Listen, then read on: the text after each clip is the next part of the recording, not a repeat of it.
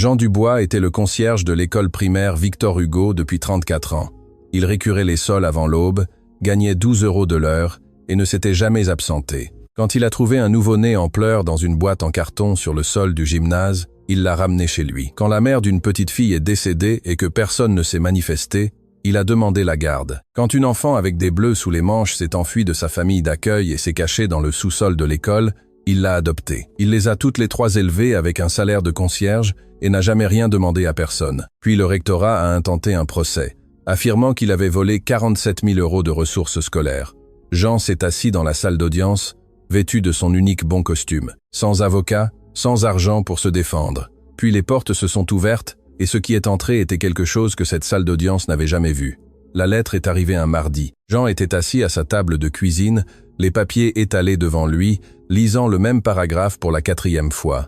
Les mots ne changeaient pas. Plainte civile. Détournement de ressources du district scolaire. 47 000 €, son nom imprimé en capital en haut de chaque page. Il a posé les papiers et a regardé ses mains.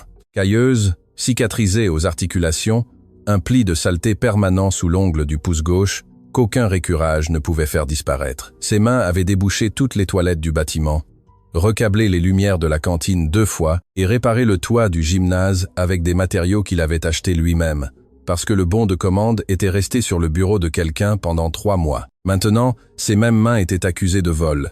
La cuisine sentait le café de la veille.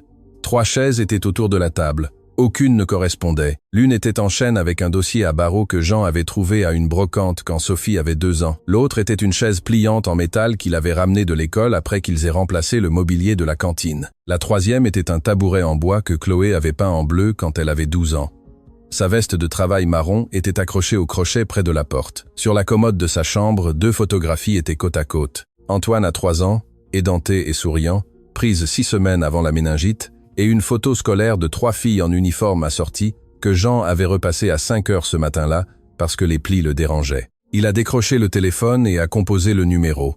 Sophie a répondu à la 2e sonnerie, Jean. Elle était la seule des 3 à l'appeler par son prénom. Léa l'appelait Papa. Chloé l'appelait Papy. Sophie avait essayé les 2 quand elle était petite et s'était décidée pour Jean, ce qu'il aimait secrètement parce que sa mère prononçait son nom exactement comme ça. « Salut Sophie, tu es occupée ? Je suis en train de consulter des dossiers. Qu'est-ce qui ne va pas ? Rien ne va mal, Sophie. » Il s'est frotté le front. Le rectorat a envoyé des papiers. Ce n'est probablement rien. Quel genre de papier ? Il a regardé la pile sur la table. 47 000 €. Bon de commande avec son nom tapé en bas. Des dates s'étalant sur 2 décennies. Ils disent que j'ai pris des choses à l'école. La ligne est restée silencieuse. Pris des choses, a dit Sophie. Quelles choses ? Des fournitures, de l'équipement. Ils ont une longue liste, Sophie, mais je n'ai rien pris. Tu le sais. Je le sais. Que dit exactement la plainte ? Elle dit détournement de fonds. C'est le mot qu'ils ont utilisé. Qui l'a déposé ? Monsieur Delacroix, le nouvel inspecteur d'académie. Une autre pause. Celui qui a réduit le budget de la maintenance, c'est lui. Combien réclament-ils ? Jean a hésité. 47 000. Sophie n'a pas parlé pendant longtemps. Quand elle l'a fait, sa voix était différente, plus nette, professionnelle. Ne parle à personne. Ne signe rien. Ne réponds pas aux appels du district. Sophie, c'est juste quelques... Je rentre à la maison. Tu as réussi le barreau il y a 2 mois. Tu as des entretiens en ligne. Ne gâche pas tout ça pour des papiers. Jean, je suis déjà en train de faire mes bagages. Il a ouvert la bouche pour argumenter, mais la ligne a cliqué. Elle était partie. Jean a posé le téléphone et s'est assis dans le silence. La lumière de la cuisine bourdonnait au-dessus de sa tête. Il avait l'intention de remplacer ce ballast depuis des mois. Il a sorti son carnet à spirale du tiroir fourre-tout et a écrit « Ballast fluorescent de cuisine à remplacer ». Puis il a remis le carnet et s'est rassis. Pour la première fois depuis qu'il avait lu le procès, il a eu peur. Pas de perdre. Jean avait déjà perdu. Il a perdu Antoine. Il a perdu sa femme quand elle a fait sa valise et est partie sans un mot. Il a perdu toute chance d'une vie confortable le matin où il a entendu un bébé pleurer dans un gymnase vide et a décidé de le prendre. Il avait peur de ce que cela ferait aux filles. Le parking était vide à 4h30 du matin, 24 ans plus tôt. Jean s'est garé et a coupé le moteur de sa vieille Renault, celle avec la carrosserie rouillée et un chauffage qui ne fonctionnait que du côté conducteur. Il est resté un instant, thermos dans une main, trousseau de clés dans l'autre. Il aimait cette partie de la journée, le calme, l'école sombre et silencieuse, juste Jean dans le bâtiment et une liste de choses à faire. Il est entré par l'entrée latérale, et a parcouru le couloir principal à la lumière de sa lampe de poche. Le premier arrêt était toujours le gymnase. Une canalisation fuyait derrière les gradins et il voulait vérifier la réparation de vendredi.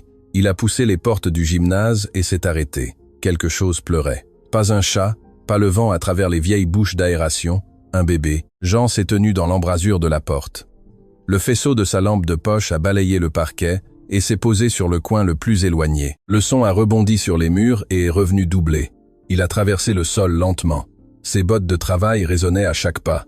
Les pleurs se sont intensifiés. Une boîte en carton, marron, de la taille d'une ramette de papier, une couverture à l'intérieur, bleue avec des canards jaunes, et un bébé, minuscule, le visage rouge, hurlant de toutes ses forces. Jean s'est agenouillé. Ses genoux ont craqué contre le sol. Il a pointé la lampe de poche sur la couverture et a vu un morceau de papier ligné épinglé sur le bord. Manuscrit, 5 mots. « S'il vous plaît, prenez soin d'elle. » Pas de nom, pas d'explication, juste une demande de quelqu'un qui était déjà parti.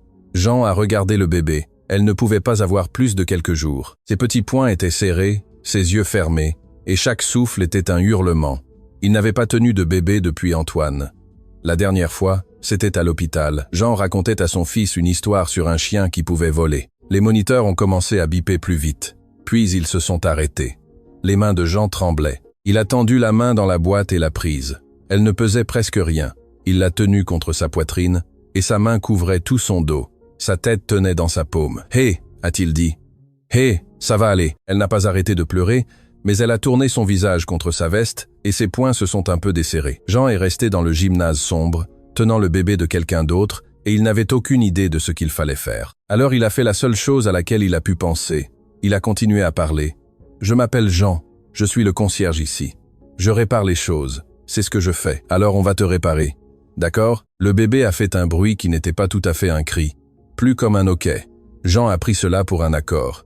Il l'a porté au bureau d'accueil et a appelé la police. Ils sont arrivés en 12 minutes, puis le SAMU, puis les services sociaux. Une femme avec un presse-papier et les yeux fatigués est arrivée vers 7:00, à quel moment Jean avait enveloppé le bébé dans sa veste de travail et s'était déplacé vers le local du concierge, parce que c'était la pièce la plus chaude du bâtiment. Les paramédicaux ont examiné le bébé et ont dit qu'elle était en bonne santé, froide, affamée, mais en bonne santé. « Nous allons lui trouver un placement », a dit l'assistante sociale à Jean. « Donnez-nous quelques jours. Où va-t-elle ce soir ? Nous avons des places d'urgence en famille d'accueil. Je peux la prendre maintenant. » Jean a baissé les yeux. Le bébé avait arrêté de pleurer 20 minutes plus tôt et s'était endormi contre sa poitrine. Sa respiration était si légère qu'il vérifiait constamment pour s'assurer qu'elle respirait. « J'ai une chambre d'amis », a-t-il dit. L'assistante sociale l'a étudié. Un concierge de 43 ans dans une veste de travail marron, tenant un nouveau-né dans un local de concierge. « Monsieur Dubois, c'est très généreux, mais nous avons des procédures. »« Je sais. Je dis juste que j'ai une chambre. C'était celle de mon fils. » Quelque chose a changé sur son visage. « Votre fils, il est décédé, il y a longtemps. » Elle a regardé le bébé, puis Jean. « Quelques jours, a-t-elle dit, nous aurons un placement d'ici jeudi. » Jeudi, c'est bien. Jeudi est arrivé et reparti. La maison de Jean, rue des Tilleuls, avait 2 chambres et une salle de bain avec une fenêtre qui ne fermait pas complètement. La deuxième chambre avait encore le berceau, celui avec le mobile d'étoiles en bois, que Jean avait sculpté à la main, un ours en peluche sur le matelas, une pile de livres d'images sur l'étagère. Il n'avait pas ouvert cette porte depuis l'enterrement et n'avait pas l'intention de le faire. La nuit où il a ramené le bébé, il l'a ouverte. Il est resté dans l'embrasure de la porte pendant longtemps. Puis il a nettoyé le berceau, lavé les draps et y a couché le bébé. Elle a dormi pendant 2 heures. Puis elle s'est réveillée en hurlant. Jean lui a donné du lait maternisé d'un biberon que l'assistante sociale lui avait donné, l'a fait rôter, l'a changé, l'a promené dans la petite pièce jusqu'à ce qu'elle se calme. 1h30 plus tard, elle hurlait de nouveau. Il a tout recommencé.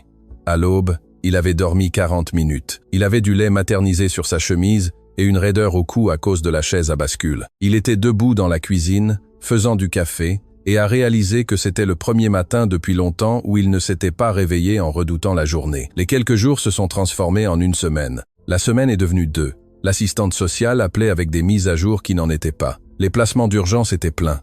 Les familles d'accueil avaient des listes d'attente. Jean se débrouille-t-il? A-t-il besoin de fournitures? Jean avait besoin de tout.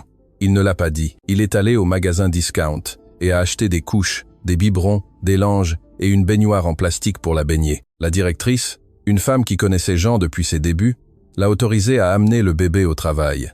Elle ne l'a pas mis par écrit. Elle a juste dit « Utilisez le bureau de derrière, gardez la porte fermée si le conseil scolaire passe ». Jean a aménagé un coin du local du concierge avec une couverture et un siège auto qu'il avait acheté dans un dépôt-vente pour 6 €. Il récurait les couloirs avec le bébé endormi à 3 mètres de lui. Quand elle pleurait, il la prenait, la calait sur sa hanche et continuait à travailler d'une main. Les enseignants l'ont remarqué. Bien sûr qu'ils l'ont fait. L'enseignante de 2e année a apporté un sac de vieux vêtements de bébé de sa fille. La professeure de musique a déposé une boîte de lait maternisé. La cuisinière de la cantine a commencé à faire une assiette supplémentaire et à la laisser sur le comptoir du local du concierge sans dire un mot. Personne n'a demandé à Jean un plan à long terme. Personne ne lui a dit qu'il était dépassé. Ils ont juste vu un homme qui avait traversé ses jours sans rien derrière les yeux revenir soudainement à quelque chose. Il a nommé le bébé Sophie, d'après sa mère. Elle avait été cuisinière scolaire en Normandie et avait élevé 4 enfants avec un salaire qui couvrait à peine le loyer et ne s'en était jamais plainte. Quand Jean avait 10 ans et se faisait taquiner parce qu'il portait les mêmes chaussures tous les jours, elle l'a assis et lui a dit « Tu es suffisant, Jean, ne laisse personne te dire le contraire ». Jean s'est dit que si ce bébé devait porter le nom de quelqu'un, ce devrait être le sien. 4 mois plus tard, l'assistante sociale a appelé une dernière fois. « Monsieur Dubois, nous n'avons toujours pas de placement. Personne ne s'est manifesté. Je dois être honnête avec vous. Les chances qu'un cas d'abandon de nouveau-né se résolve par une réunion avec la famille biologique à ce stade sont très faibles. Que lui arrive-t-il? Elle va dans le système de famille d'accueil. Jean est resté silencieux un instant. Et si je la garde? Vous devrez demander la tutelle.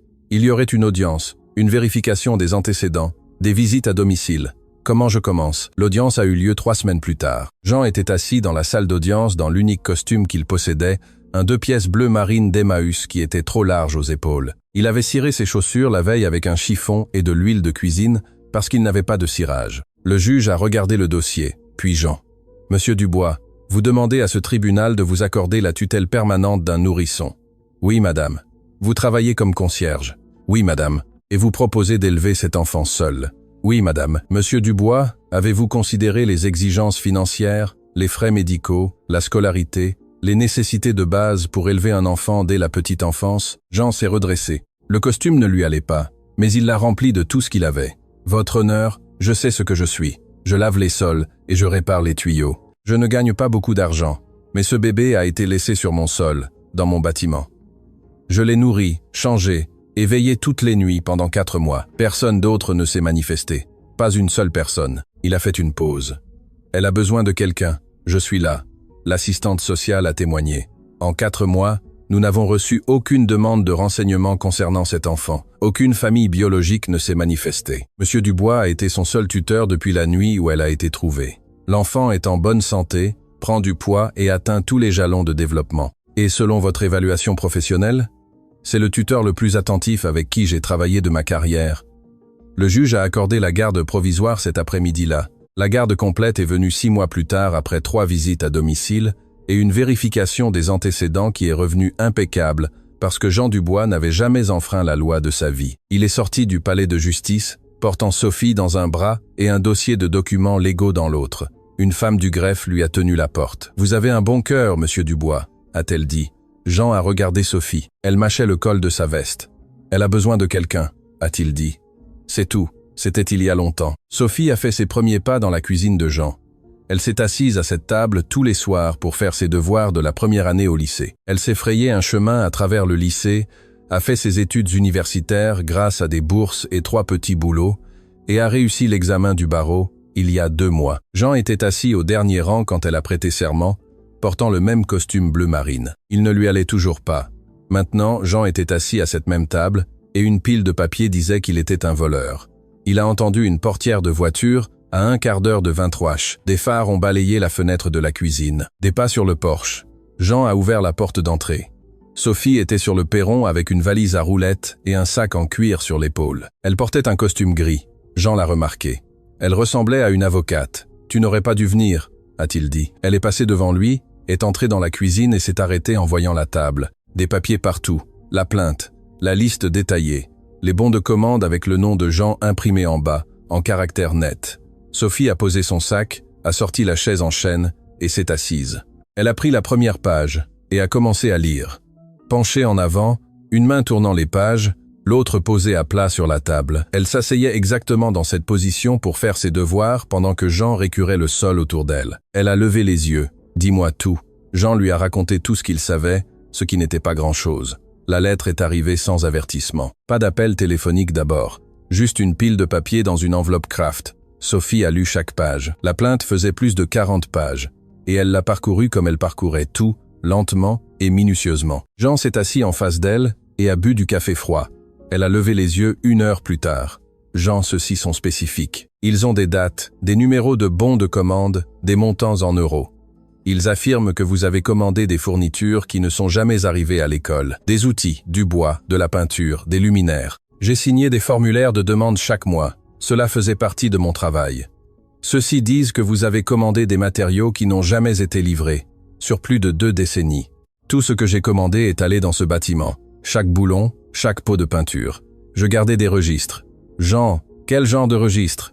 Des carnets. J'écrivais chaque réparation que je faisais, chaque fourniture que je commandais, chaque ampoule que je changeais.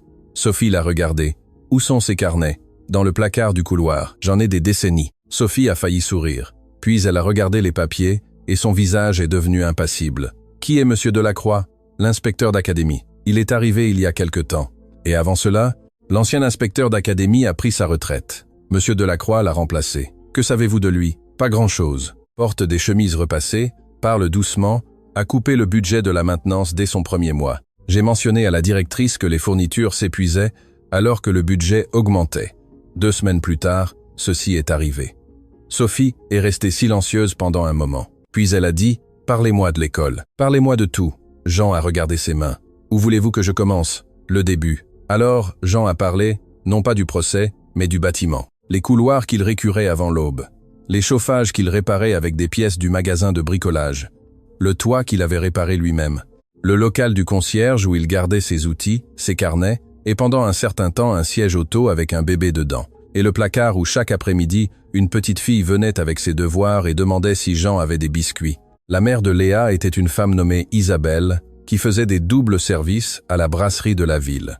Du petit déjeuner à la fermeture, 6 jours par semaine. Elle avait des cernes sous les yeux et des mains rugueuses à cause de la plonge. Et chaque matin, elle emmenait Léa à l'école dans des vêtements propres, les cheveux tressés serrés. Léa avait 5 ans, calme, petite pour son âge. Elle était assise au fond de la classe de première année et ne levait pas la main parce que son français n'était pas parfait et que certains enfants riaient. Chaque après-midi à 15h15, quand la cloche sonnait et que les couloirs se vidaient, Léa apparaissait au local du concierge de Jean. Elle ne frappait pas. Elle se montrait juste et s'asseyait sur le seau retourné près de la porte. « Monsieur Dubois, vous avez des biscuits ?» Jean avait toujours des biscuits. Il a commencé à garder une boîte de biscuits salés dans le placard après la 2e fois qu'elle est venue. Il lui en donnait quelques-uns et elle les mangeait un par un tout en travaillant sur ses maths. « Qu'est-ce que cette pluie 8 ?» demandait-elle. « Qu'est-ce que tu en penses ?» Elle comptait sur ses doigts. 15. Voilà. Cela a continué pendant des mois. Jean n'a jamais demandé pourquoi elle n'allait pas au centre de loisirs après l'école. Il a compris. Isabelle n'avait pas les moyens. La brasserie ne la laissait pas partir avant 18h et il n'y avait personne d'autre. Alors, chaque après-midi, Jean et Léa étaient assis dans le local du concierge. Elle faisait ses devoirs, il triait les fournitures et répondait à ses questions. Parfois, elle s'endormait sur le seau et Jean la portait au bureau d'accueil et attendait qu'Isabelle arrive dans sa vieille berline, toujours dans son uniforme de brasserie, sentant la graisse et le café. « Merci, monsieur Jean », disait Isabelle à chaque fois. « Je ne sais pas ce que je ferai. Elle ne fait aucun problème. Elle parle de vous à la maison. Elle dit que vous êtes l'homme le plus intelligent de l'école. » Jean a ri. Elle n'a pas rencontré le professeur de sciences. Isabelle a souri. Elle avait un sourire fatigué, mais il était réel. L'accident a eu lieu un jeudi de février. Route verglacée, un camion de livraison a franchi la ligne médiane sur l'autoroute. Isabelle rentrait de la brasserie. Elle est décédée avant l'arrivée du SAMU. Léa était dans le local du concierge quand la directrice est venue la chercher. Jean a vu le visage de la directrice et a su qu'il avait déjà vu ce regard. Il l'avait porté lui-même, debout dans un couloir d'hôpital, alors que tout s'écroulait sous ses pieds. « Léa, ma chérie, » a dit la directrice, « peux-tu venir avec moi un instant ?» Léa a regardé Jean. Il a hoché la tête. « Vas-y, ma puce, je serai là. » Ils lui ont dit dans le bureau de la directrice. Jean se tenait devant la porte et l'a entendu commencer à pleurer. Pas fort. Doucement. Le genre qui n'a pas encore de mots. Il a attendu. Après 20 minutes, la directrice est sortie. Les services sociaux sont en route. Nous avons appelé tous les contacts d'urgence d'Isabelle. Quelqu'un arrive? Pas encore. Jean est entré dans le bureau. Léa était assise dans le grand fauteuil derrière le bureau. Ses pieds pendaient au-dessus du sol. Ses devoirs étaient toujours sur ses genoux. Son visage était mouillé, mais elle était redevenue silencieuse.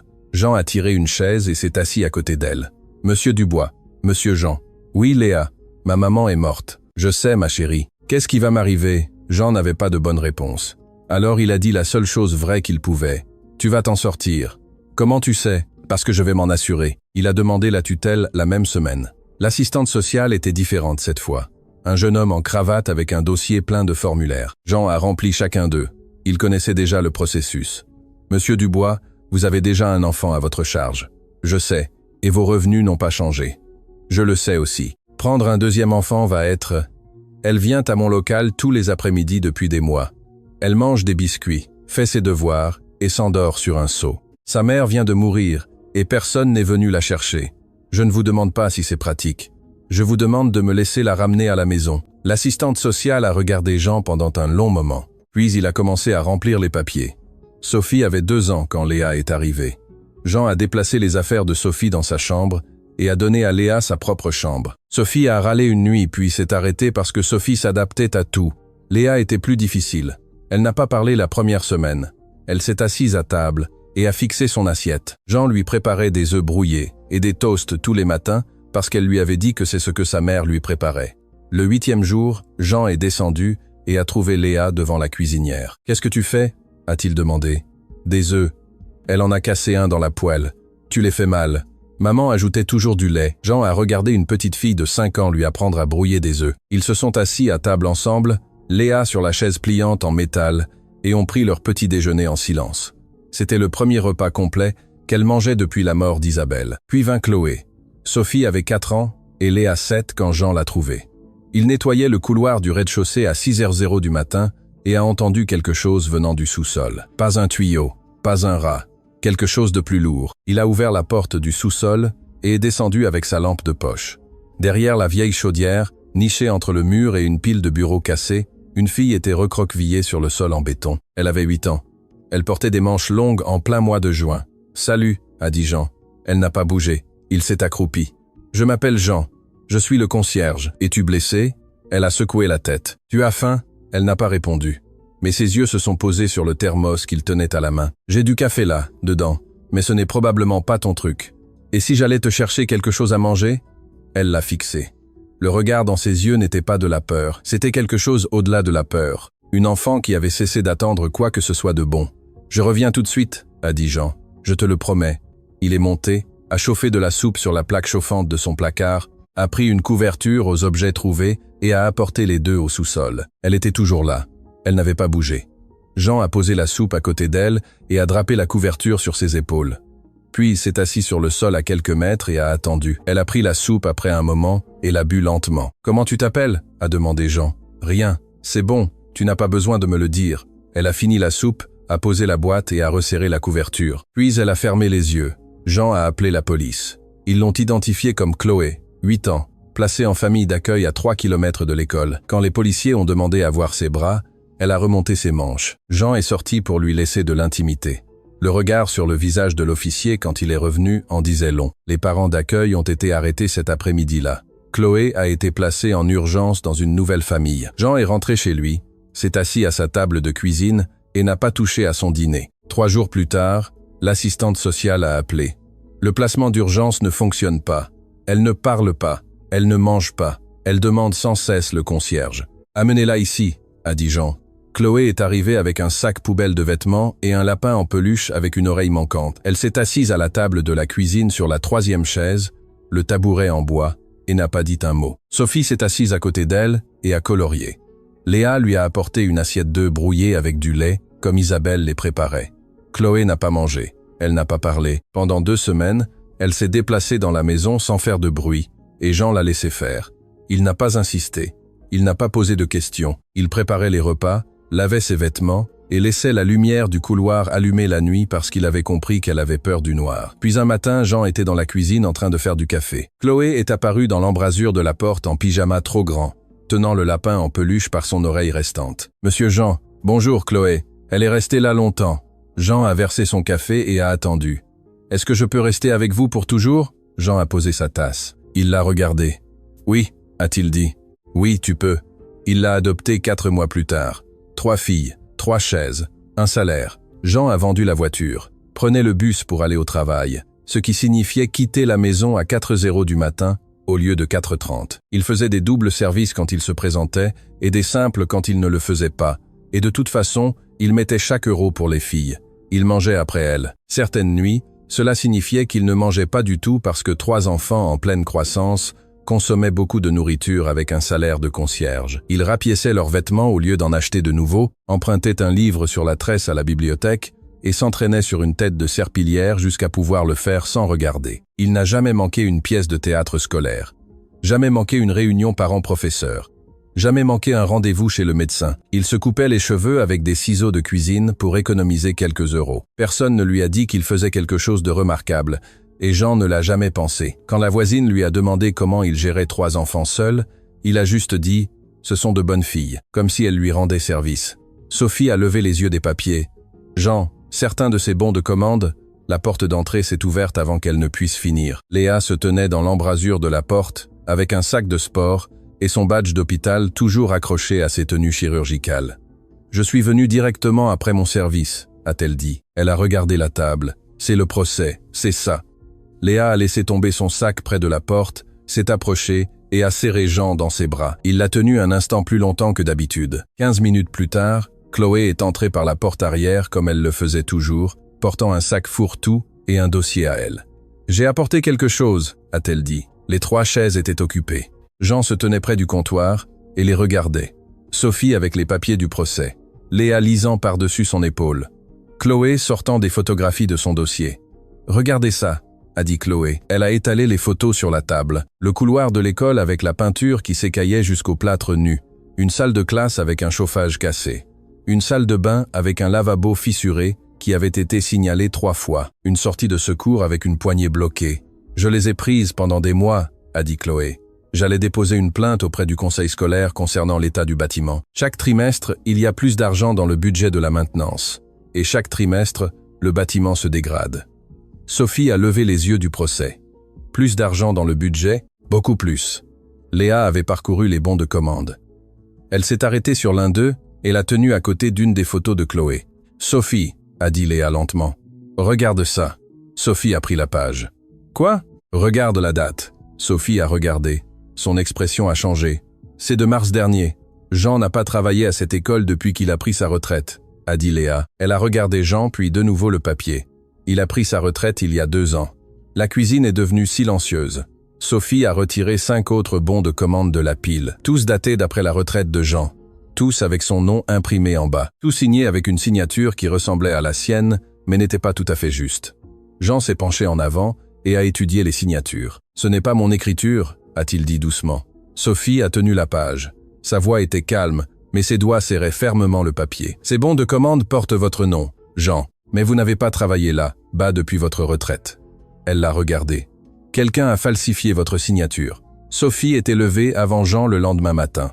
Quand il est entré dans la cuisine à 5h, elle était à table avec ses carnets à spirale empilés devant elle. Les papiers du procès étalés à côté. « Depuis combien de temps es-tu levé ?» a demandé Jean. « Depuis un moment. Fais du café. » Jean a fait du café. Sophie a continué à travailler. Elle avait sorti tous les carnets du placard du couloir. Il y en avait beaucoup. Chacun daté sur la couverture de la belle écriture de Jean, chacun rempli d'entrées quotidiennes. Réparations effectuées, fournitures commandées, heures travaillées, chaque ampoule, chaque raccord de tuyau, chaque litre de cire à plancher. « Jean, ceux-ci sont méticuleux », a dit Sophie. « J'aime garder une trace. Vous avez tout suivi. C'était mon travail. » Sophie a posé l'un des carnets à côté d'un bon de commande du procès. « Regardez ça. Votre carnet dit que vous avez commandé 12 litres de cire à plancher en octobre. Le bon de commande que le district a endossé dit 30. Jean a froncé les sourcils. « Je n'ai jamais commandé 30 litres. Nous n'en utilisions pas autant en une saison entière. » Et ici, elle a montré. « Votre carnet dit que vous avez remplacé 4 ballasts fluorescents en novembre. Les registres du district en montrent 18. 4 salles de classe avaient besoin de ballast. J'en ai remplacé 4. Léa était dans l'embrasure de la porte, toujours dans les vêtements qu'elle avait portés pour dormir. Alors, quelqu'un a changé les chiffres. Sophie a hoché la tête. Quelqu'un a soit modifié les commandes originales de Jean, soit soumis de nouvelles commandes sous son nom. Elle s'est assise. Les 2 premières décennies de registre correspondent presque parfaitement. Les carnets de Jean et les dossiers du district s'alignent. Puis, M. Delacroix a pris le relais et tout a changé. « À quel point ?» a demandé Chloé depuis le couloir. « Mal. Les commandes commencent à être plus élevées que les registres de Jean immédiatement. Petite au début, une caisse supplémentaire de solutions de nettoyage, quelques litres de peinture en plus. À la fin, les bons de commande montrent 3 et 4 fois ce que Jean a réellement demandé. « Où est passé tout cet argent ?» a demandé Léa. « C'est ce que je vais découvrir. » Sophie a passé le reste de la matinée sur son ordinateur portable à la table de la cuisine. Jean a essayé de la faire manger. Elle l'a repoussé. Il a fait un sandwich et l'a posé près de son coude. Elle l'a mangé sans lever les yeux. Vers midi, elle a fermé l'ordinateur portable et a dit « Service Duval ». Tout le monde l'a regardé. Chaque bon de commande gonflé a été exécuté par une entreprise appelée Service Duval. Je l'ai trouvé dans le registre du commerce de l'État. Elle a tourné l'écran pour qu'il puisse voir. Service Duval a été créé il y a environ 18 mois. L'agent enregistré est le beau-frère de M. Delacroix. La pièce est devenue silencieuse. Alors, M. Delacroix a gonflé les commandes, a dit Léa. Les a acheminées via la société de son beau-frère à des prix plus élevés et a gardé la différence. Plus de 340 000 €, a dit Sophie, d'après ce que je peux tracer. Et quand Jean a remarqué que les chiffres des fournitures ne correspondaient pas, et en a parlé à la directrice, M. Delacroix avait besoin de le faire taire, alors il a intenté un procès accusant Jean de la chose exacte que M. Delacroix lui-même faisait. Jean a secoué lentement la tête. J'ai juste dit à la directrice que les fournitures ne correspondaient pas au budget. Je n'essayais pas de causer des problèmes. Ce n'est pas vous qui avez causé ça, a dit Sophie. C'est lui. Il a utilisé votre nom pour se couvrir. Jean s'est assis là et a regardé la table, ses carnets d'un côté, les bons de commande frauduleux de l'autre. Des décennies de travail honnête alignées contre une piste de papier fabriquée, conçue pour l'enterrer. « Qu'est-ce qu'on fait ?» a-t-il demandé. « On va à l'école », a dit Chloé, « et je vous montre à quoi ressemblent 340 000 € de maintenance manquante. » Cet après-midi-là, Chloé les a fait entrer par l'entrée latérale, avec sa carte d'accès pour le personnel. Le bâtiment avait l'air pire que Jean ne s'en souvenait. Il l'avait laissé en bon état. Maintenant, la peinture s'écaillait dans le couloir principal. Des taches d'eau s'étaient répandues sur les murs des salles de classe. Le sol du gymnase, où Jean avait trouvé Sophie dans une boîte en carton, avait une fissure de bout en bout. Chloé les a guidés à travers le bâtiment, en montrant du doigt. J'ai signalé le lavabo fissuré dans la salle de bain à l'étage 3 fois. La sortie de secours du côté était bloquée depuis l'automne. Le chauffage de ma classe a cessé de fonctionner en novembre, et ils m'ont donné un radiateur d'appoint au lieu de le réparer. Sophie a tout photographié avec son téléphone. « C'est là que l'argent est allé », a dit Chloé. Elle voulait dire que l'argent n'était pas allé là. Des milliers d'euros approuvés pour des réparations qui n'ont jamais eu lieu, acheminés vers une entreprise qui n'existait que sur le papier et nulle part ailleurs. Jean a passé sa main le long du mur du couloir. La peinture est restée sur ses doigts. Il avait peint ce mur 2 fois sur son temps libre, les week-ends quand le bâtiment était vide, parce que les enfants ne devraient pas avoir à regarder des murs qui s'effritent. « Jean », a dit Sophie doucement, il a essuyé sa main sur son pantalon. « Je vais bien.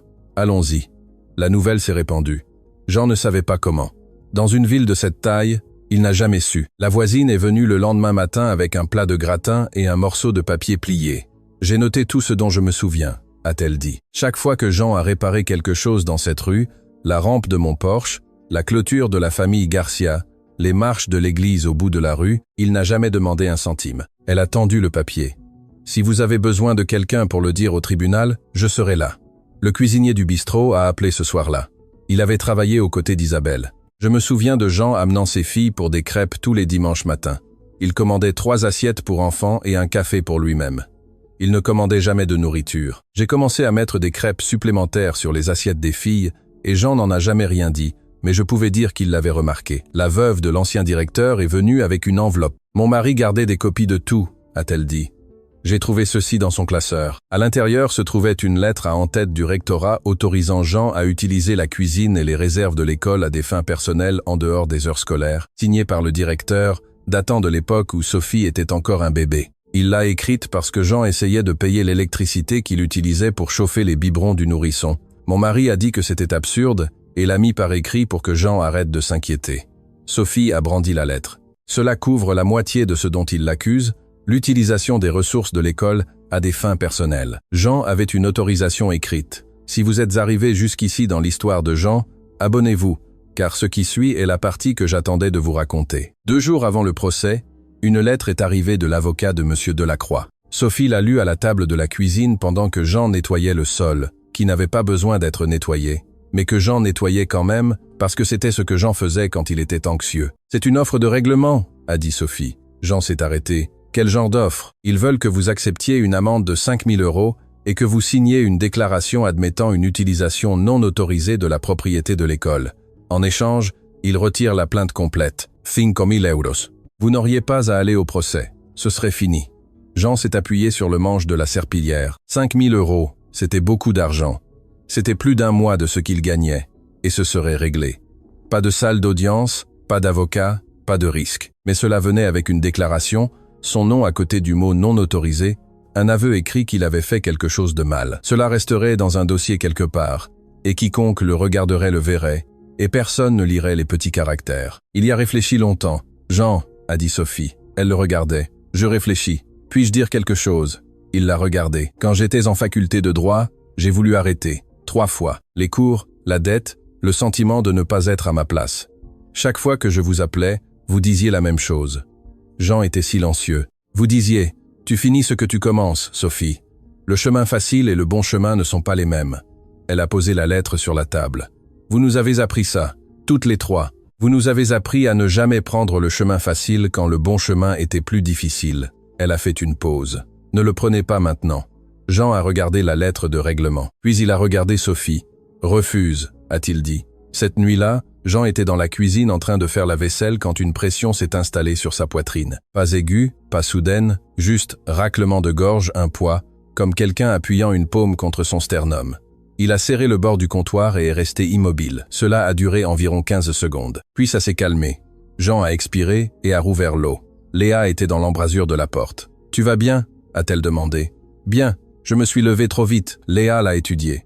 Elle était infirmière diplômée. Elle avait passé suffisamment de services dans le service de cardiologie pour savoir ce qu'elle venait de voir. Mais elle connaissait aussi Jean. Le bousculer la nuit précédant le plus grand matin de sa vie ne ferait que rendre les choses plus difficiles. « Bois de l'eau », a-t-elle dit. « Je le ferai. » Elle n'en a pas reparlé, mais elle n'a pas non plus cessé de le surveiller. Le matin du procès, Jean était levé à 4h30, parce que Jean était toujours levé à 4h30. Il a enfilé son costume bleu marine, le même d'Emmaüs qu'il avait porté à chaque audience de tutelle et à chaque remise de diplôme. Toujours trop large aux épaules. Sophie était déjà à table avec ses notes, habillée et prête. Léa est descendue dans un chemisier sombre et un pantalon repassé. Chloé portait son gilet d'enseignante et un dossier de photographie. Ils sont allés dans la voiture de Léa. Personne n'a beaucoup parlé. Sophie a révisé ses notes sur le siège avant. Chloé tenait le dossier de photos sur ses genoux. Jean était assis à l'arrière et regardait la ville défiler. Le palais de justice était un bâtiment en briques de 2 étages de l'autre côté de la ville. Ils se sont garés dans la rue et se sont dirigés vers les marches d'entrée. Jean s'est arrêté. Le couloir à l'intérieur était plein de monde. Il pouvait les voir à travers les portes vitrées, debout le long des 2 murs, assis sur les bancs en bois, remplissant le couloir. Des visages qu'il connaissait. La voisine avec sa liste écrite, le cuisinier du bistrot, des enseignants de l'école, des parents d'élèves, une femme dont le robinet qui fuyait avait été réparé par Jean un samedi après-midi parce qu'elle l'avait mentionné à l'église. Un homme dont le fils s'asseyait dans le local du concierge en faisant des divisions pendant que Jean triait les fournitures. La veuve de l'ancien directeur se tenant près de la porte de la salle d'audience avec la lettre d'autorisation à la main. Jean s'est tenu sur les marches d'entrée et les a regardés tous à travers la vitre. « Que font tous ces gens ici ?» a-t-il dit. Sophie a posé sa main sur son bras. « Ils sont venus pour vous. » Jean a traversé le couloir et les gens l'ont touché, pas en le saisissant, juste en le touchant. Une main sur son épaule, un hochement de tête, un chuchotement. « Nous sommes avec vous. » Il ne savait pas quoi faire de tout ça, alors il a juste hoché la tête en retour et a continué à marcher. La salle d'audience était plus petite qu'il ne s'y attendait. Des boiseries, des lumières fluorescentes, des rangées de bancs déjà remplis. Jean s'est assis à la table de la défense dans son costume bleu marine. Sophie était assise à côté de lui avec une pile de dossiers et les carnets à spirale de Jean. Léa et Chloé étaient assises au premier rang derrière la balustrade. De l'autre côté de l'allée, l'avocat de M. Delacroix était déjà à la table du plaignant. Un homme grand en costume coûteux, arrangeant des papiers. M. Delacroix était assis à côté de lui, chemise repassée, mains jointes, regardant droit devant lui. Jean a regardé Monsieur Delacroix. Monsieur Delacroix n'a pas rendu son regard. Le juge est entré. Tout le monde s'est levé. Les genoux de Jean ont craqué quand il s'est levé, et Sophie l'a regardé. « Je vais bien », a-t-il dit. La juge, une femme aux cheveux gris avec des lunettes de lecture, s'est installée sur sa chaise et a ouvert le dossier. Il s'agit d'une plainte civile déposée par le district scolaire contre Jean Dubois, alléguant un détournement de ressources du district. « Conseil, les deux parties sont-elles prêtes ?»« Prêt, votre honneur », a dit l'avocat de Monsieur Delacroix.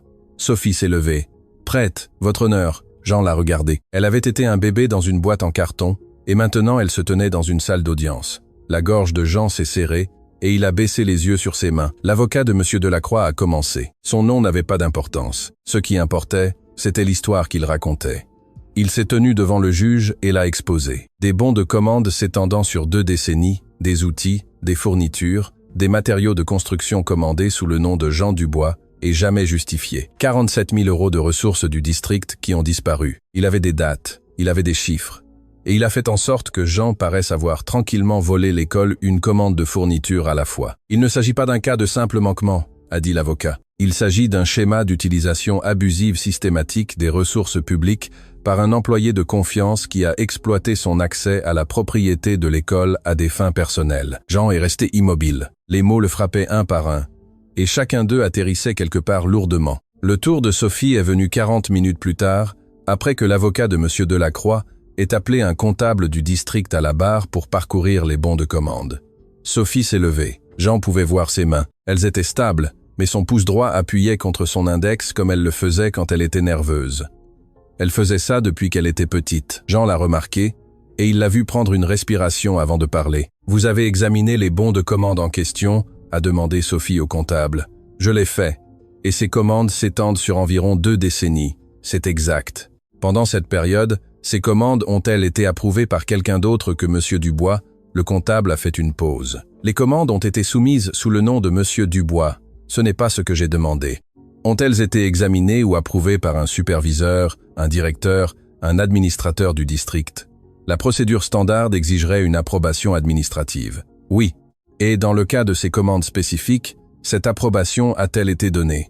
Je devrais vérifier les dossiers individuels. » Sophie a pris la lettre d'autorisation de la veuve de l'ancien directeur. « J'ai ici une lettre du directeur de l'école autorisant Monsieur Dubois à utiliser les installations et les ressources de l'école à des fins personnelles en dehors des heures scolaires, signée et datée. » Elle l'a remise au juge. « Votre honneur, cela constituerait-il une approbation administrative ?» « Objection, » a dit l'avocat de Monsieur Delacroix. « Cette lettre est antérieure à la majorité des incidents allégués. Elle établit un schéma d'utilisation autorisé, » a dit Sophie. Elle établit également que l'école était pleinement consciente des activités de Monsieur Dubois et les approuvait. Le juge a regardé la lettre, puis Sophie. « Je l'autorise. Continuez. » Sophie s'est tournée vers le comptable. « Encore une question.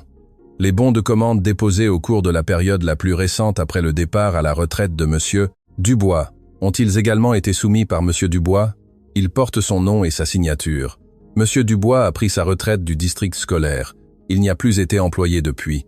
Comment un employé à la retraite soumettrait-il des bons de commande? » Le comptable a ouvert la bouche et l'a refermée. « Plus de questions, » a dit Sophie. Elle s'est assise. Jean l'a regardée. Elle n'a pas rendu son regard, mais son pouce droit avait cessé d'appuyer. Le juge a appelé les témoins. Sophie avait une liste. La voisine est passée la première. Elle s'est tenue devant la salle d'audience dans ses vêtements d'église et a parlé clairement. « J'ai été la voisine de Jean la majeure partie de ma vie d'adulte. Cet homme a réparé tout ce qui a jamais cassé dans notre rue. Ma rampe de Porsche, mon robinet de cuisine, la clôture arrière de la famille Garcia, les marches de l'église. Il n'a jamais demandé un centime à personne. C'est la personne la plus honnête que je connaisse. Un ancien élève est venu ensuite, une femme d'une trentaine d'années maintenant. Quand j'étais en 3e année, ma sangle de sac à dos a cassé. Nous ne pouvions pas nous en acheter un nouveau. Monsieur Dubois l'a réparé avec un morceau de cuir et un rivet. Elle a cassé de nouveau la semaine suivante, et il l'a réparé de nouveau.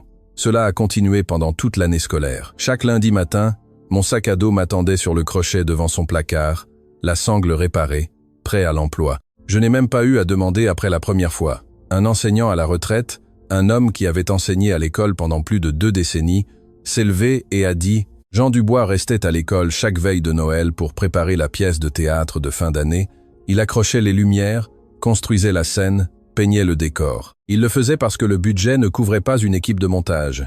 Et Jean disait que les enfants méritaient une vraie scène. Il le faisait sur son temps personnel chaque année, et il n'a jamais demandé d'heures supplémentaires, ni de reconnaissance, ni rien du tout.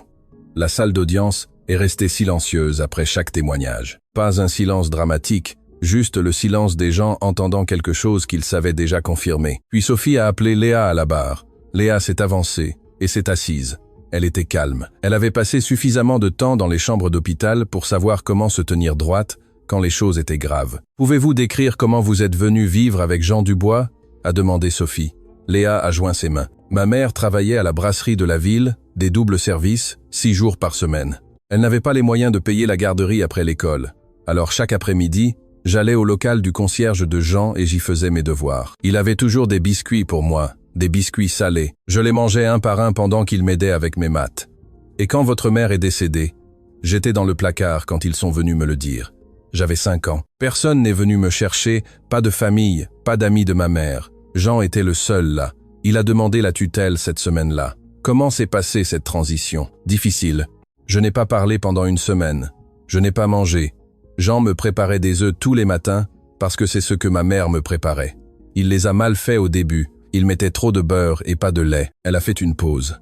Je lui ai appris à les faire correctement. C'était la première fois que je me sentais capable de croire que les choses iraient bien. Comment décririez-vous Jean Dubois en tant que père? Léa a regardé Jean. Il regardait ses mains. Il ne m'a pas seulement recueilli, a dit Léa. Il s'est assuré que je ne me sente plus jamais seul. Chaque après-midi, chaque soir, chaque matin, il était là. Pas parce qu'il le devait, mais parce qu'il le choisissait. Chaque jour. Sophie a hoché la tête. Merci. Puis elle a appelé Chloé. Chloé s'est dirigée vers la barre comme elle entrait dans sa classe chaque matin, les épaules en arrière, les mains le long du corps. Mais Jean pouvait voir que sa mâchoire était serrée. « Pouvez-vous dire à la cour comment vous êtes venu vivre avec Jean Dubois ?» Chloé a pris une respiration. « J'avais 8 ans. J'étais dans une famille d'accueil où j'étais maltraité. Je me suis enfui et je me suis caché dans le sous-sol de l'école.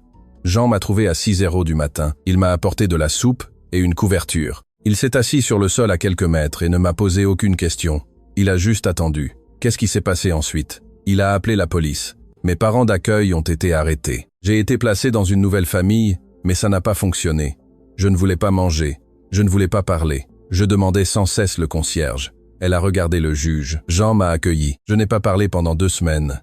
Il ne m'a jamais forcé. Il préparait juste les repas, lavait mes vêtements et laissait la lumière du couloir allumée parce qu'il avait compris que j'avais peur du noir. Et puis, un matin, je suis entré dans la cuisine et je lui ai demandé si je pouvais rester pour toujours. Il a dit oui. La voix de Chloé est restée égale, mais ses yeux étaient brillants.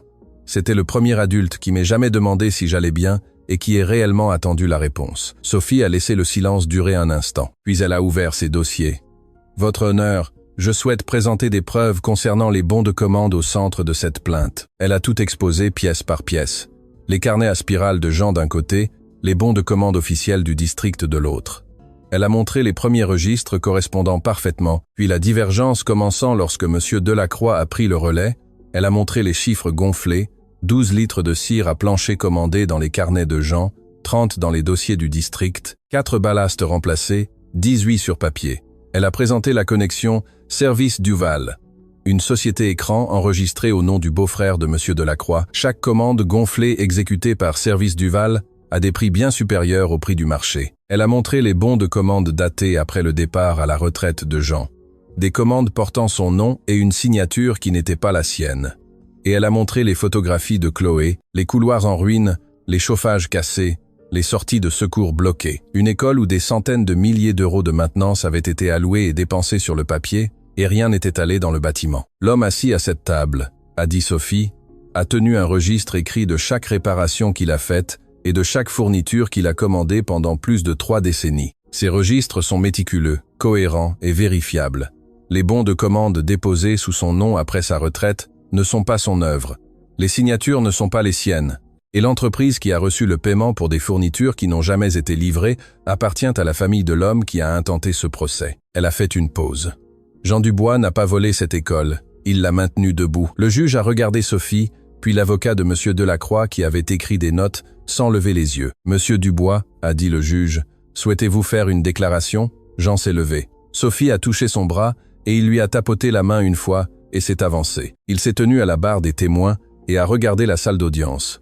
Tous ces visages, des gens avec qui il avait travaillé, vécu, pour qui il avait réparé des choses. 3 femmes au premier rang qu'il appelait par 3 noms différents et qui signifiaient toutes la même chose. « Votre honneur » a dit Jean, « je ne suis pas avocat, je suis concierge. J'ai nettoyé des sols, réparé des tuyaux et changé des ampoules pendant plus de 3 décennies et j'en étais fier. » Il a fait une pause. La salle d'audience était silencieuse. « Je n'ai rien volé à cette école. Tout ce que j'ai commandé est allé dans le bâtiment. J'ai tenu des registres parce que je crois qu'il faut bien faire son travail. Et si vous faites bien votre travail, vous devriez pouvoir le prouver. » Il a regardé les 3 chaises derrière la balustrade où ses filles étaient assises. Les gens m'ont demandé pourquoi j'avais pris des enfants que je ne pouvais pas me permettre. Ils ont dit que je n'avais pas l'argent, l'espace ou le temps. Ils avaient raison sur tout. Je n'avais aucune de ces choses.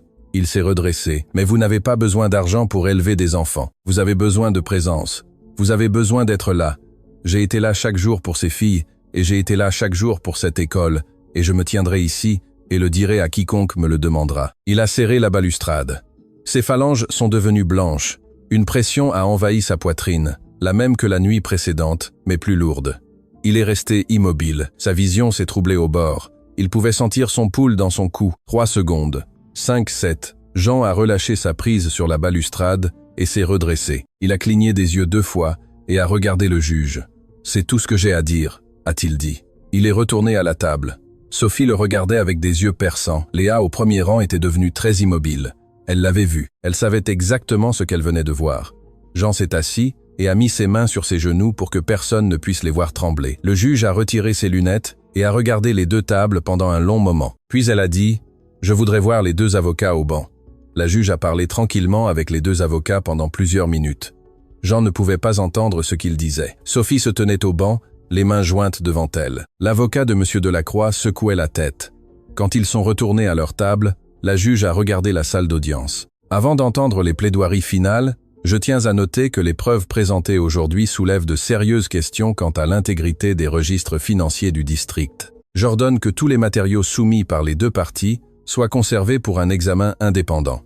Elle a regardé l'avocat de M. Delacroix. Procédé. L'avocat de M. Delacroix s'est levé. Sa plaidoirie a été brève. Il a répété les numéros de bons de commande, les montants en euros, le schéma d'utilisation abusive allégué. Il n'a pas abordé les signatures falsifiées, la connexion Service Duval, ni les photographies. Il a parlé pendant 4 minutes et s'est assis. Sophie s'est levée. Elle n'a pas apporté de notes.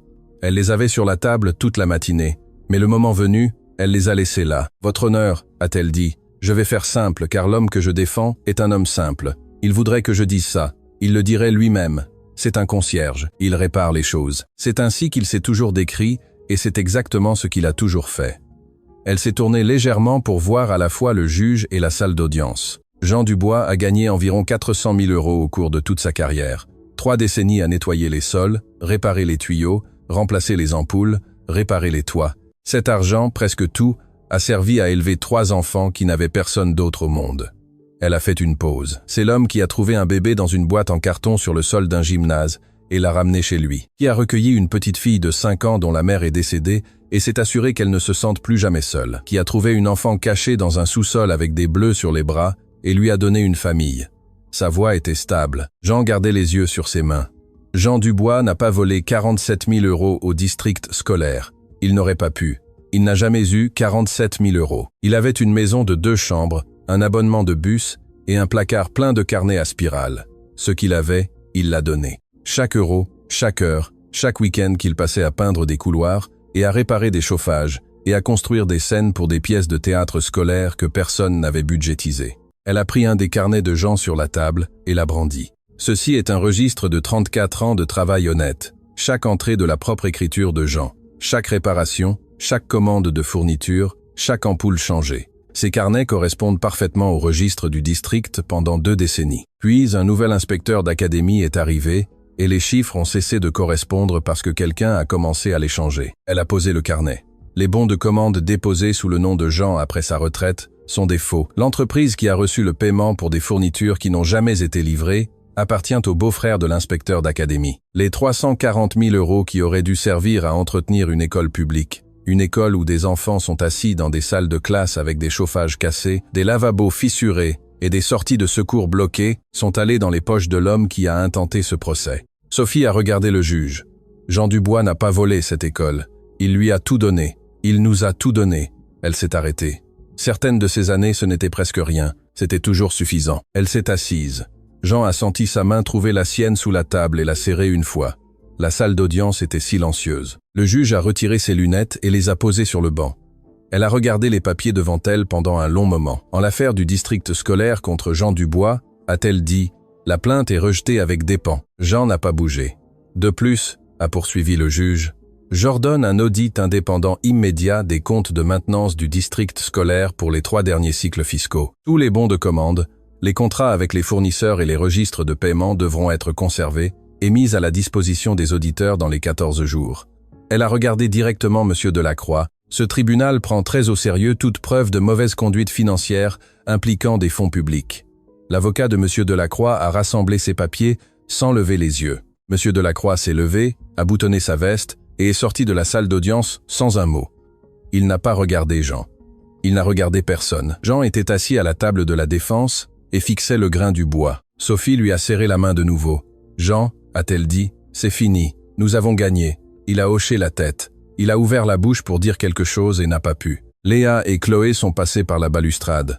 Léa l'a serrée dans ses bras la première, puis Chloé, puis Sophie. Jean était au milieu de ses 3 filles dans la salle d'audience où elle venait de le défendre et a pressé son visage contre le haut de la tête de Sophie et l'a tenue. Dehors, le couloir était toujours plein. Les gens ont applaudi quand Jean est sorti des portes de la salle d'audience et il avait l'air si mal à l'aise que Sophie a dû lui poser la main sur le dos pour le faire avancer. La voisine lui a attrapé le bras. « Je vous l'avais dit qu'il verrait. » Le cuisinier du bistrot lui a serré la main et a dit « Les crêpes sont pour moi ce dimanche. » Tous les 4. La veuve de l'ancien directeur lui a tenu la main dans les siennes et n'a rien dit du tout.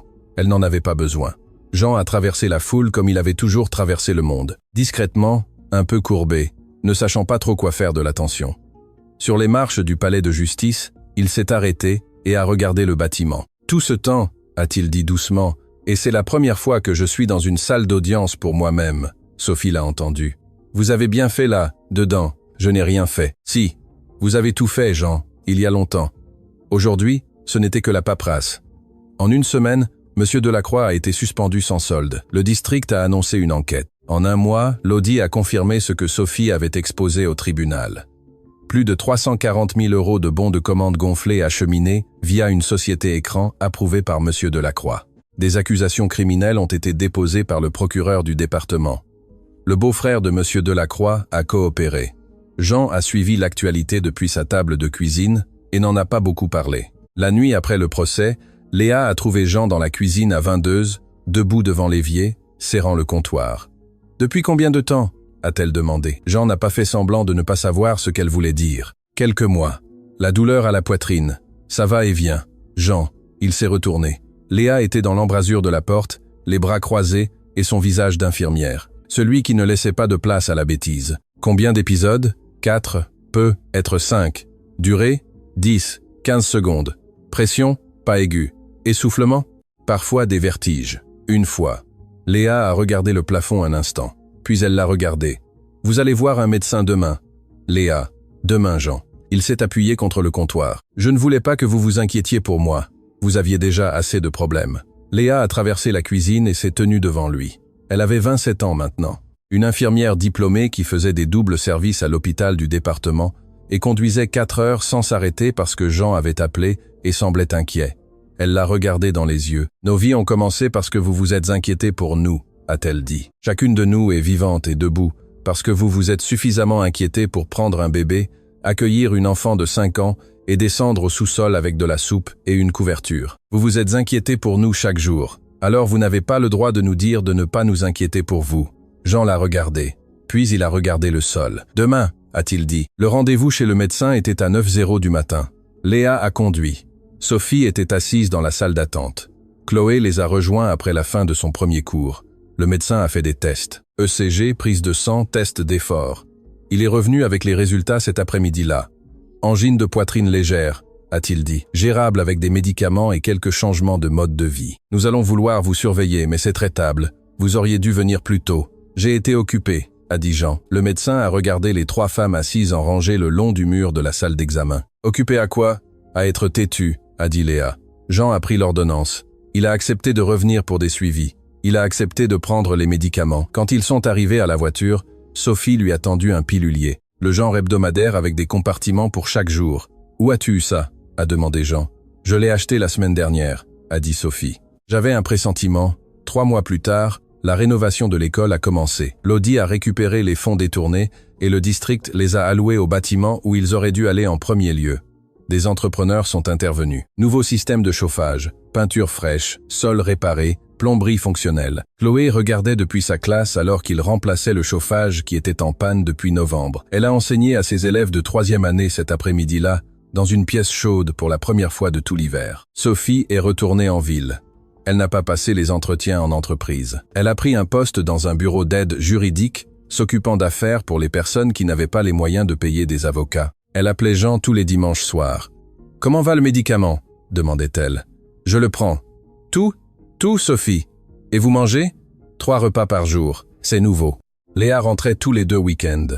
Elle vérifiait sa tension artérielle, ouvrait le pilulier pour s'assurer que les bons compartiments étaient vides, puis s'asseyait à la table de la cuisine et buvait du café avec lui pendant 1 heure sans dire grand-chose. Jean aimait le plus ces matins. Chloé a amené sa classe visiter Jean au printemps. 20 élèves de 3e année ont marché en file indienne dans les couloirs rénovés et Chloé les a arrêtés devant le local du concierge. « C'est là que M. Dubois travaillait », leur a-t-elle dit. Il s'occupait de tout ce bâtiment. Un garçon au premier rang a levé les yeux vers Jean. « Vous avez vraiment vécu ici ?»« Je n'ai pas vécu ici, » a dit Jean. « Mais j'ai passé plus de temps ici que la plupart des gens chez eux. Ma maman dit que vous êtes un héros. » Jean a regardé Chloé. Elle souriait. « Je ne suis qu'un concierge, » a dit Jean. « Je répare les choses. » En juin, le conseil scolaire a organisé une cérémonie. Ils avaient voté à l'unanimité pour nommer le gymnase rénové d'après Jean. Il l'a découvert quand Chloé lui a remis une invitation lors du dîner du dimanche. « Absolument pas, » a dit Jean. « C'est déjà décidé, » a dit Chloé. « Je ne veux pas mon nom sur un bâtiment, c'est sur une plaque, » a dit Sophie. « Une petite, près de la porte. Je ne veux pas non plus mon nom sur une plaque. »« Trop tard, » a dit Léa. « Ils l'ont déjà faite. » La cérémonie a eu lieu un samedi matin. Jean portait son costume bleu marine. Le gymnase était plein. Le sol avait été poncé et reverni. La fissure comblée et polie. Nouvel éclairage. Une nouvelle couche de peinture sur les murs. Et près de l'entrée principale, une plaque en laiton de la taille d'un livre relié. Gymnase Jean Dubois, dédié à l'homme qui a maintenu ce bâtiment debout. Jean s'est tenu devant et l'a lu 3 fois. Puis il a regardé le sol du gymnase, et son esprit est revenu à un matin il y a longtemps, 4h30 du matin. Lampe de poche à la main, un bébé qui pleure dans l'obscurité. Il s'est tourné vers la foule, la plupart attendant qu'il dise quelque chose. Il a ouvert la bouche, l'a refermée, puis a dit « Merci. Je ne sais pas quoi dire d'autre. Merci. » La foule a applaudi. Jean s'est éloigné de la plaque et a laissé les filles l'entourer. Et c'était tout. Dîner du dimanche. La table de la cuisine avec 3 chaises. Sophie dans la chaise en chêne, Léa dans la chaise pliante en métal, Chloé sur le tabouret en bois bleu, Jean à la tête de la table, ce qui n'était pas vraiment la tête car la table était ronde, mais les filles lui avaient toujours laissé cette place. Chloé avait cuisiné. Poulet rôti, purée de pommes de terre, haricots verts. Jean a pris 2 portions parce que Léa le surveillait, et Léa avait clairement indiqué que 2 portions étaient le nouveau minimum. Après le dîner, Sophie a fait la vaisselle. Léa a séché. Chloé a rangé. Jean était assis à table et les regardait se déplacer dans la cuisine, comme elles le faisaient depuis qu'elles étaient assez grandes pour atteindre le comptoir. Sophie a posé la dernière assiette dans le placard et s'est retournée. « Tu es silencieux ce soir. »« Je suis toujours silencieux. Plus silencieux que d'habitude. » Elle s'est assise. « À quoi penses-tu » Jean a regardé les 3 chaises. La chaise en chêne d'une brocante. La chaise en métal de la cantine de l'école. Le tabouret bleu que Chloé avait peint quand elle avait 12 ans. 3 chaises qu'il avait collectées une par une sur une longue période de jours qui était passée plus vite qu'il ne l'avait imaginé. Il a regardé Sophie, puis Léa, puis Chloé. « Je pensais juste, » a-t-il dit. « Tout s'est bien passé. » Sophie a souri. Léa a baissé les yeux sur son café. Chloé a tendu la main sur la table et a posé sa main sur celle de Jean. Ils sont restés ainsi pendant un moment. Personne n'a parlé. La lumière de la cuisine bourdonnait au-dessus de sa tête. Le même ballast que Jean avait finalement pris le temps de remplacer. Dehors, l'école était silencieuse au bout de la rue. Lumières éteintes. Une plaque en laiton captant les derniers rayons du soleil du soir.